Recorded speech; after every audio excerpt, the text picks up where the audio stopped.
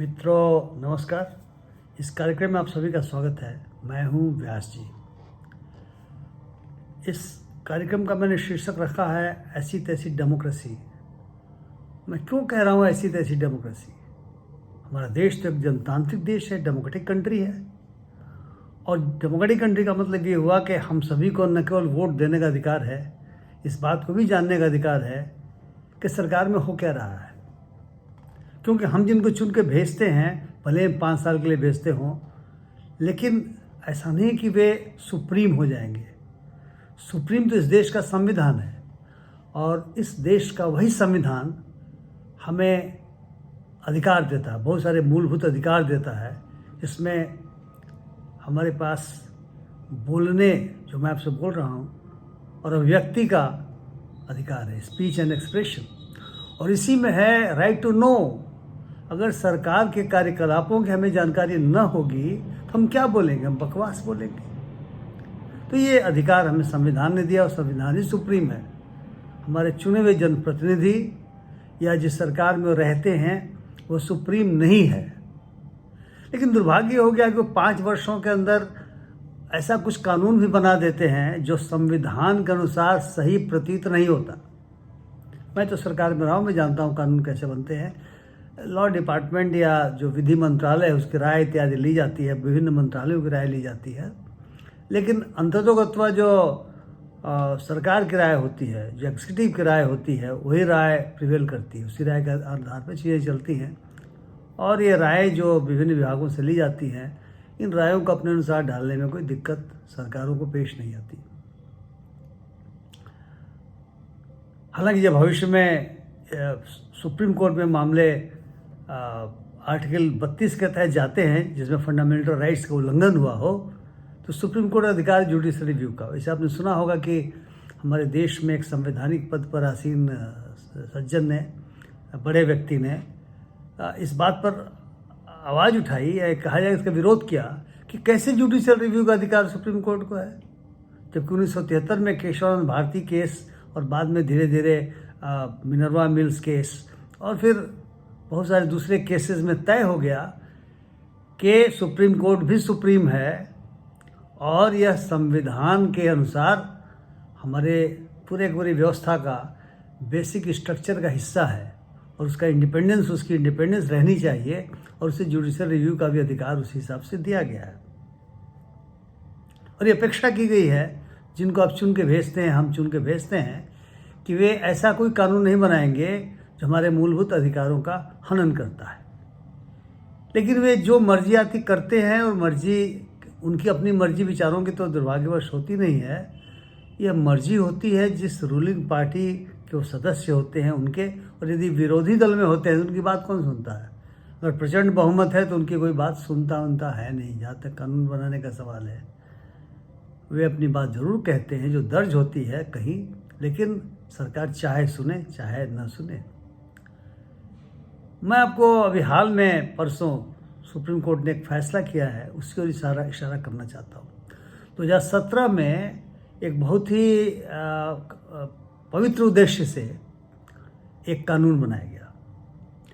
वो था electoral bond, या चुनावी चंदे से संबंधित चुनावी बॉन्ड की योजना, और उसे फाइनेंस बिल के रूप में लाया गया। फाइनेंस बिल का मतलब ये हुआ कि लोकसभा उसको पास कर देगी तो वह मान्य हो जाएगा, कानून बन जाएगा। उसे राज्यसभा में जाने की आवश्यकता नहीं है। लोग कहते हैं कि उस समय जो रूलिंग पार्टी हमारे देश में मौजूद थी या है, उस समय राज्यसभा में उसका बहुमत नहीं था, इसलिए उन्होंने इसे फाइनेंस बिल 2017 के रूप में इसे वो लेकर के आए। जो मैंने कहा कि बहुत ही पवित्र उद्देश्य था, वो क्या था? उद्देश्य यह था कि जो ब्लैक मनी है, काला धन है, वह चुनावों में खूब इस्तेमाल होता है, उसमें रोक लगानी चाहिए। बहुत बढ़िया बात है, रोक लगानी चाहिए।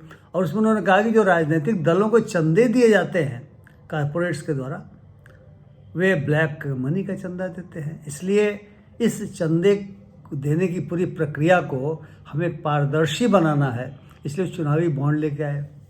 उस बॉन्ड में उन्होंने क्या किया? उन्होंने ये किया कि रिजर्व बैंक ऑफ इंडिया का एक एक्ट है, जिसमें उसी बैंक को अधिकार है कोई न कोई बॉन्ड वो जारी कर सकता है, या सरकार जारी कर सकती है। तो उसमें अमेंडमेंट करके, संशोधन करके अधिकार उन्होंने शेड्यूल्ड कमर्शियल बैंक को दे दिया और स्टेट बैंक ऑफ इंडिया अकेला रहा जो इस तरह के बॉन्ड को जारी करे। दूसरा, उन्होंने कंपनी लॉ में संशोधन किया। कंपनी लॉ में पहले प्रावधान यह था कि 7.5% अपने प्रॉफिट का कंपनियां डोनेशन के रूप में पॉलिटिकल पार्टीज को दे सकती हैं। अब उस सीमा को हटा दिया कि चाहे जितना वो पैसा दें, प्रॉफिट लॉस से मतलब नहीं है, वे पैसा दें, इस तरह की बात आई। रिप्रेजेंटेशन ऑफ पीपल से अपने प्रावधान था कि आप जो डोनेशन देंगे उसे बताना पड़ेगा। उसको उन्होंने ख़त्म कर दिया कि बताने की आवश्यकता नहीं है। उन्होंने कहा कि उनके निजता के अधिकार का उल्लंघन होगा, इसलिए निजता का अधिकार बहुत ही महत्वपूर्ण है। यानी जो डोनर हैं उनके निजता का अधिकार बहुत महत्वपूर्ण है। और जो चौथा अमेंडमेंट किया उन्होंने, वह अमेंडमेंट इनकम टैक्स एक्ट में किया। उसमें भी है कि उनको बताना जरूरी नहीं है कि खर्चा वो किस के लिए कर रहे हैं, किसको उन्होंने किया है, क्योंकि कंपनियों को जब अपना रिटर्न फाइल करना होता है तो उस समय उनको आय और व्यय का ब्यौरा देना होता है। तो इस प्रकार से 4 अमेंडमेंट किए गए। काफ़ी हल्ला उस समय मचा था कि भाई जो पवित्र उद्देश्य है इसे पूरा नहीं होगा, इसमें तो मुश्किल ये हो जाएगी कि जो कंपनी अगर घाटे में भी चल रही है वो भी पैसा दे सकती है और बताएगी नहीं। उसमें एक नॉन डिस्क्लोजर क्लॉज डाला गया, कहा गया कंपनियां इस बात को किसी को भी नहीं बताई। जब कानून के तहत उन पर बाध्यता खत्म हो जाएगी तो किसी को कैसे क्यों बताएंगे? वो थोड़े ढिढोरा पीटेंगे मैंने फलां को इतना दिया, फलां को इतना दिया। तो ये कहा गया भाई तो इससे तो ब्लैक मनी आएगी, इससे तो काला धन खत्म होगा नहीं, ये तो पारदर्शिता नहीं आएगी। लेकिन उस समय कहा गया कि नहीं, इससे पारदर्शिता आएगी। और विरोधी पक्ष जो भी कह रहे हो, ये अधिनियम के रूप में आ गया, ये पास हो गया, स्कीम स्वीकृत हो गई, या अमेंडमेंट पास हो गया। 2017 में ही एक संस्था ने, जो ADR जिसका नाम है, एसोसिएशन फॉर डेमोक्रेटिक रिफॉर्म्स, ये सुप्रीम कोर्ट में गए। उन्होंने कहा कि ये तो नागरिकों के फंडामेंटल राइट्स का, मूलभूत अधिकार का उल्लंघन हो रहा है।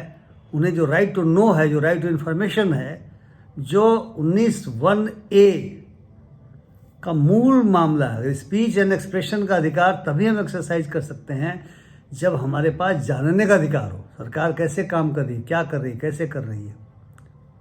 तो कहा कि पॉलिटिकल पार्टीज को जो पैसा जाएगा तो ये तो वोटर को जानने का अधिकार है। अब कहा गया नहीं, इनको कैसे जानने का अधिकार है।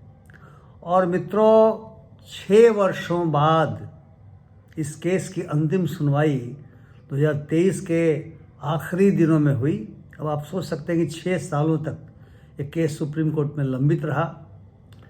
दोनों तरफ से बड़े बड़े वकील आए, कानूनी प्रक्रियाओं पर चर्चा हुई। जटिल कानूनी प्रक्रियाएं हैं, आम जनता उन जटिल कानूनी प्रक्रियाओं में अगर पड़ेगी तो फिर समझना ही मुश्किल हो जाएगा। लेकिन महत्वपूर्ण मुद्दा यह था कि भाई वोटर ने 5 साल के लिए चुन करके आपको भेज दिया, तो आप वोटर को क्या समझते हैं? उसका काम केवल आपको चुन के भेजना है, या आपकी जवाबदेही उसके प्रति है और उसको जानने का अधिकार है कि आप कर क्या रहे हो, कौन सा कानून बना रहे हो, कौन से काम दूसरे कर रहे हो। तो अभी तो 5 वर्षों बाद ना फिर उनकी बारी आएगी। इसीलिए मैं कहता हूँ ऐसी तैसी डेमोक्रेसी करने की वो कोशिश के रूप में वो कानून हमारे सामने विद्यमान अपने को दिखाता था। दूसरे पक्ष से कहा गया कि तो हमारा मूलभूत अधिकार है, इसलिए इसका उल्लंघन हुआ है। काफ़ी इस पर बहसें हुई और यही वक्त जब ये फाइनेंस बिल के रूप में आया और राज्यसभा को बाईपास कर दिया गया। खैर, सुप्रीम कोर्ट का जो फैसला आया है वह बहुत ही ऐतिहासिक माना जा रहा है और ऐसे समय में आया है जब सुप्रीम कोर्ट के विभिन्न फैसलों पर बहुत सारे जो न्यायविद हैं वे सवाल उठाते रहे हैं और कहते रहे हैं कि सुप्रीम कोर्ट को जो अधिकार मिले संविधान के तहत, कदाचित उन अधिकारों का उतना उपयोग करके वह जनता के अधिकारों की सुरक्षा नहीं कर पा रहा है। अब ये गलत भी हो सकता है, मैं नहीं जानता, लेकिन ये सवाल उठे हैं। लेकिन इस ऐतिहासिक फैसले ने उन सारे सवालों पर विराम लगा दिया। सुप्रीम कोर्ट ने माना कि जो 4 अमेंडमेंट किए गए हैं ये गलत है और उनको उन्होंने रद्द कर दिया। ये कहते हुए कि मूलतः इस पूरी प्रक्रिया के माध्यम से कंपनियां जो पैसे देती हैं तो इस बात की बंदिश तो रह ही नहीं गई कि वे प्रॉफिट मेकिंग हैं या नहीं हैं। तब तो लॉस मेकिंग कंपनी भी इनकम टैक्स में दिखलाएगी कि हमको नुकसान हो रहा है, क्योंकि उसको डिस्क्लोज नहीं करना है, और वो शेल कंपनी बना करके और अपने पसंद के पॉलिटिकल पार्टी को पैसा देगी। इसलिए ये तो गलत है, और आरबीआई एक्ट में भी आपने संशोधन करके उसको फाइनेंस बिल बना दिया है। लेकिन महत्वपूर्ण चीज़ था कि आपने वोटर के, जनता के जानने के अधिकार, राइट टू इन्फॉर्मेशन को आपने ख़त्म किया है, और आपने बराबरी के अधिकार को भी ख़त्म किया, राइट टू इक्वलिटी ख़त्म किया है कि विभिन्न पार्टियों को कितना पैसा मिलेगा कोई नहीं जानेगा। और सुप्रीम कोर्ट ने वो साफ साफ कहा कि इससे तो बिल्कुल वो जो काले धन को रोकने की बात थी, वो तो काले धन का प्रवेश ही बढ़ जाएगा, और बढ़ गया होगा, क्योंकि कंपनियां जो पैसे देंगी वो कोई मुफ्त में तो पैसा देता नहीं है, अपने फ़ायदे के लिए देता है। वो नीतियों को प्रभावित करेगा, वो अपने पक्ष में कानून बनवा सकता है, वो मैनिपुलेट करेगा। एक शब्द है अंग्रेजी में क्विड प्रो को, कहा कि किसी गिव एंड टेक के तहत तो पैसा देगा, आप हमारे लिए कर दीजिए, हम आपको डोनेशन दे रहे हैं।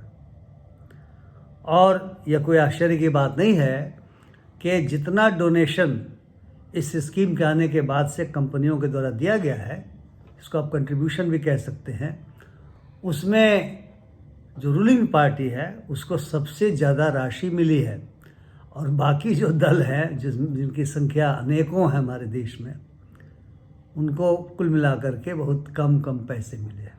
सुप्रीम कोर्ट ने इसको रेखांकित भी किया कि निश्चित तौर से वो किसको देगा, स्टेट में जो रूलिंग पार्टी है, सेंटर में जो रूलिंग पार्टी है, क्योंकि उससे उसको काम कराना है।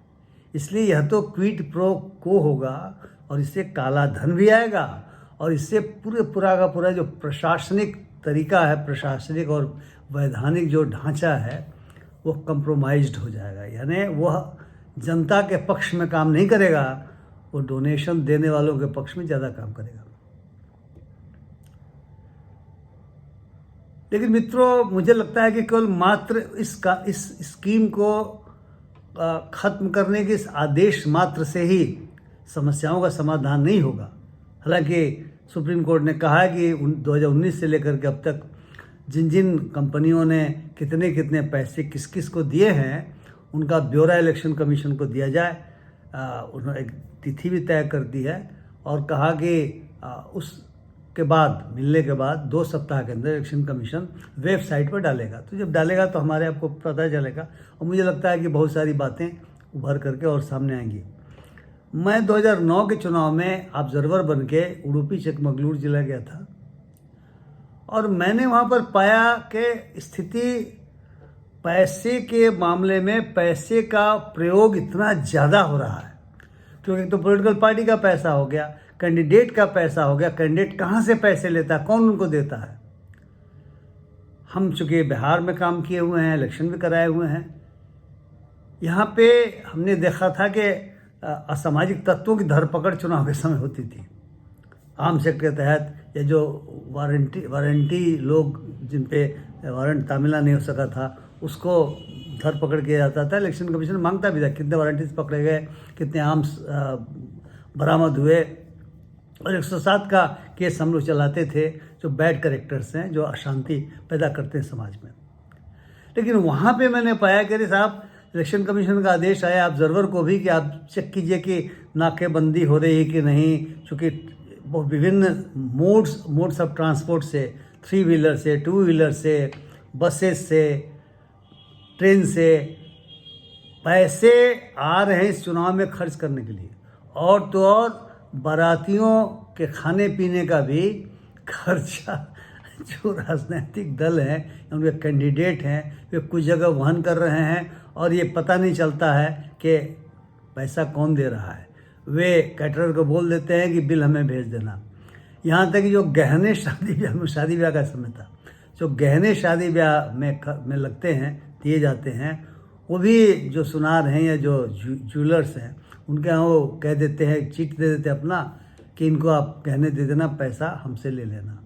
और उनका ऐसा चलता होगा उनके साथ कि वो सोचते होंगे कि जरूर मिल जाएगा हमको पैसा। तो हमें उसको रोकने के लिए ज्वेलर्स की मीटिंग बुलानी पड़ी थी। रात को हम खुद भी जाते थे जहाँ पे नाकाबंदी हो रही है, और हमने व्यवस्था कराया था, प्रशासन ने भी कराया था, उसको आदेश था, और पैसे खूब बरामद हो रहे थे। मैंने पाया कि अकेले उस स्टेट का मामला नहीं था जहाँ मैं गया था, बगल वाली स्टेट में वहाँ के डीजीपी का खूब अखबार में नाम निकलता था कि उन्होंने पुलिस के माध्यम से काफ़ी पैसे रिकवर कराए, पकड़े हैं और इस्तेमाल नहीं होने दिए हैं। लिफाफे बांटते थे, ऐसा पता चला, पैसे रखे हुए हैं, और सब पार्टियां बांटती थी, खास करके 2 पार्टियां जो प्रमुख होती हैं वो बांटती थी। और अगर आपने अपना वोट एक लिफाफे वालों को दिया, दूसरा लिफाफे वालों की ईमानदारी पूर्वक लौटा भी देते थे। तो मुझे लगा ये तो बिल्कुल क्रोनिक कैपिटलिज्म का मामला है। अगर चुनाव में इस प्रकार से धन आ रहा है पूंजीपतियों का, हम आप तो नहीं दे सकते 5-10 रुपया, 100 रुपया, 50 रुपया, इससे ज़्यादा तो हम आप दे नहीं सकते, क्षमता हमारी नहीं होती उतनी ज़्यादा आम जनता के रूप में। लेकिन जो पूंजीपति, मैंने कहा कि जो पैसा दे रहा है वो तो काम लेगा। ये 2009 की बात मैं कह रहा हूँ।